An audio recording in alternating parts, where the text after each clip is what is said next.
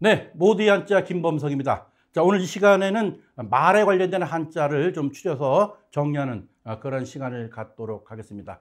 우리가 일상생활을 살다 보면은 말을 안 하고 살 수는 없죠. 그만큼 말은 그 내 모습의 모양을 갖다가 대변하는 그런 모든 것을 표현하는 거기 때문에 우리가 말을 할 때는 좀 더 신중하고 또 정확하고 또 상대방을 한테 배려하는 그러한 이야기를 하는 것이 몸에 배야 되겠죠. 그런 차원에서 오늘 말에 관련된 한자가 몇 가지가 있는지 한번 살펴보는 그런 시간을 갖도록 하겠습니다. 자, 첫 번째 보면 이제 구설수라는 말이 나오죠. 누가 좀 구설수에 올라 있어. 뭐 이런 얘기 우리 듣죠.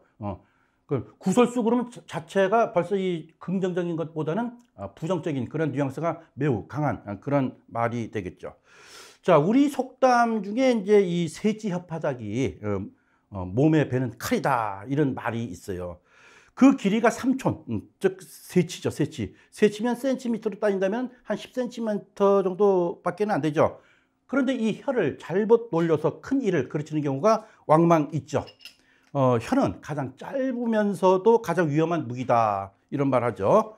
혀를 잘 놀려서 말 한마디로 천냥빛을 갚는가 하면은 또 혀를 잘못 놀려서 아주 힘들게 쌓아 올린 공등탑이 하루아침에 또 무너지는 그런 경우도 우리 있죠. 바로 이 구설수는 말을 잘못해서 어려운 일을 겪는 그러한 뜻을 뜻하는 그런 글자가 낱말이 바로 구설수죠. 자, 입구자가 있고 입구자가 있고 혀설자가 있죠. 이게 보면 우리 일천천자 입구자가 있는 거죠. 그래서 저는 입에서 수천 가지 말이 나온다. 이렇게 제가 학생들한테 이야기를 했지만은 사실 이 일천천자는 상형문자로 보시면 될 거예요. 즉 혓바닥, 혀를 뜻하는 혀를 그린 그런 글자로 보시면 되겠죠. 그리고 수는 셈숫자가 되는 거죠. 자, 이 셈숫자는 뭐라 할까, 운수 뭐 이런 뜻을 가지고 있는 그런 말이 있죠. 자, 그래서 쓸데없이 그 말로 인해서 오랫동안 여러 사람이 입방아에 오르내리는 것은 정말 괴로운 일이에요. 그죠? 그래서 말이 많다 보면 실언, 우리 실언한다. 그래서 말 한마디 갖고서 막 그 공박 주고 뭐 이런 경우가 왕왕 있죠. 이런 말이 있죠. 입은 재앙이 들어오는 문이고 또 혀는 제 몸을 베는 칼이다. 입을 닫고 혀를 깊이 감춰두면은 가는 곳마다 몸이 편안하리다. 이런 말이 있어요. 그래서 이제 한자로 제가 써드리고 싶어도 그냥 뭐 기니까 그렇게 알면 되겠습니다. 그래서 남의 그 이 구설에 오르내리는 것, 즉 말조심을 당부하는 그런 내용의 시죠. 이 시는 뭐 중국의 뭐 풍도라는 그런 그 재상이 있어요. 유명한 사람. 그 사람이 이제 얘기를 했던 그런 내용이죠. 자, 우리가 살면서 말을 하지 않고 살 수는 없겠지만 공연히 안 해도 될 말을 또 쓸데없는 말로 남의 원한을 사거나 또 원망을 부르는 일이 있어서는 안 되겠죠. 예. 또 우리 그 청구영원이라는 그 저자는 아마 밝혀지지 않은 것 같아요. 그래서 이런 말이 있죠. 말하기 좋다 하고 남의 말 하는 것이, 남의 말 내가 하면 내 말 하는 것이 말로써 말이 많으니 내 말 말을까 하노라. 나 이거 옛날에 이걸 외웠었는데 이거 되게 헷갈려. 그래서 결국 이걸 다시 정리한다면은 내가 남의 말을 하니 남도 내 말을 한다 그런 얘기예요. 즉 말이 말을 낳아서 말 때문에 말이 많으니 말을 하지 말아라. 그런 이야기죠. 자, 그래서 구설수였습니다. 자, 장광설이 있네. 장광설. 자, 장광설은 뭐야? 긴장자. 긴장자. 이건 뭐 어른이 뭐 머리가 긴 그런 지팡이를 짚고 있는 그런 모습의 이제 상해문자라고 우리가 부수 공부 때 공부했죠. 광은 이제 넓다. 뭐 이런 또 혀설자가 나오네요. 즉 뭡니까? 장광설이라는 것은 길게 늘어놓는 말을 갖다가 장광설이라고 하죠. 근데 원래 장광설이라는 이 이야기는 원뜻은 거짓 없는 진실한 말을 하는 사람을 가리키는 말이 원래 장광설이었어요. 그러니까 원뜻은 좋은 뜻이죠. 그래서 이것은 이제 석가모니를 비유해서 이제 얘기를 하는데요. 우리 석가모니 잘 알고 계시죠? 석가모니 같은 경우에는 이 보통 사람들하고 좀 다른 32가지의 신체적인 특성이 있었다고 얘기를 해요. 특히 그 32가지의 그 신체적 특징 중에 하나가 바로 혀가 길었다. 혀를 갖다가 뚝 떼면은 혀가 머리까지 올라왔다. 그러니까 얼마나 혀가 길었느냐. 그 긴 혀로 길게 진실을 가르쳐줬다라는 원뜻이 매우 좋았던 이런 말인데 요즘에 와서 이게 변질이 된 거죠. 그래서 요즘은 한 번 말을 했다 하면은 지루하도록 끝이 없이 길게 하는 말을 가리키는 뜻으로 쓰이죠.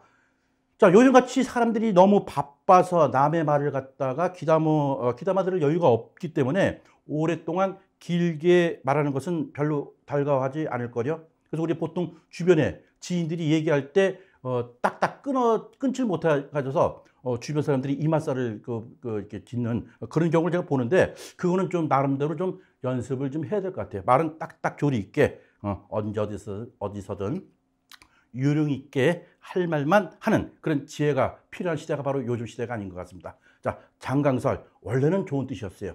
진실만을 얘기하고 하지만 현지 와서는 상당히 이제 이것이 왜곡이 돼서 좀 부정적으로 쓰인다. 장광설이었습니다. 횡설수설이라는 말이 있죠. 자, 횡설수설 쟤는 뭐 이렇게 도무지 알아들을 수 없는 말로 정신없이 떠드는 말 이걸 우리가 횡설수설이라고 그러죠. 자, 가로횡자, 말씀설자, 세울수자, 말씀설자가 되겠죠. 자, 원래 이것도 나쁜 뜻이 아니었어요. 원래 뜻은 종횡무진이라는 말 아시죠? 세로종 또 가로횡자 해가지고서 종횡무진으로 왔다 갔다 하면서 이치에 조금도 어긋나지 않는 아주 조리가 정연한 그런 말의 뜻을 가진 글자가 원래 횡설수설의 본 뜻이었어요. 그러니까 원래 뜻이 좋은 거죠. 그런데 이것이 뭡니까?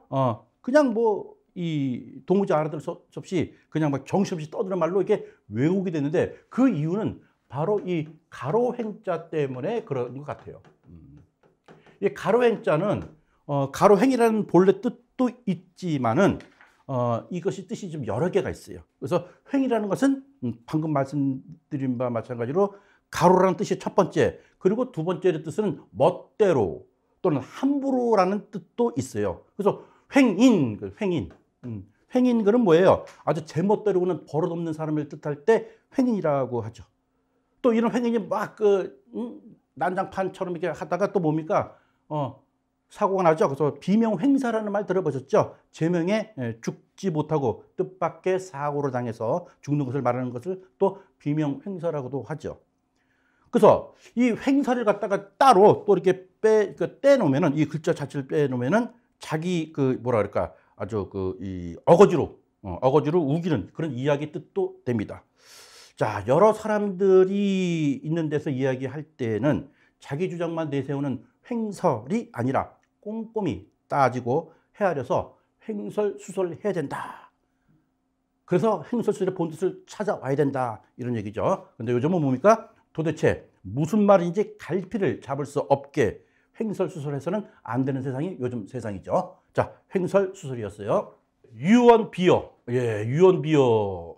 흐를 유자, 말씀언자, 날비자, 말씀어자 이렇게 있죠. 날비자는 원래 우리 배우는 거 이거 있죠. 이거 날비. 이것도 같이 쓰고 그러는데 요 글자가 이 용어에는 좀 같이 쓰이는데 이게 더 타당할 수가 있죠. 여기에 이 날비자는 이게 뭐예요? 이게 벌레 충자 아닙니까? 그러니까 이게 냄새나는 이제 벌레. 그것을 뜻하는 글자가 이 날비자가 되는 거죠. 세상이 좀 어지러우면은 온갖 뜬 소문이 막 떠돌아다니기 마련이죠. 그래서 이 중에는 또 아무 근거 없이 남을 해코지 하거나 또 비방하고 헐뜯는 말이 많단 말이에요. 근데 나중에 알고 보면은, 마치 누가 나쁜 생각으로, 없는 말을 만들어서 떠드는 것이 마치 진실인 것처럼 여기저기서 퍼진 것이 대부분이죠. 하지만 막상 그 말을 들은 당사자들은 여간 괴로운 게 아니죠.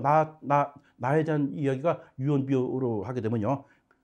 이렇게 이제 아무런 근거도 없이 떠돌아다니는 나쁜 소문을 갖다가 뭐라 그런다? 유언비어란다. 유언비어라고 하는 거죠.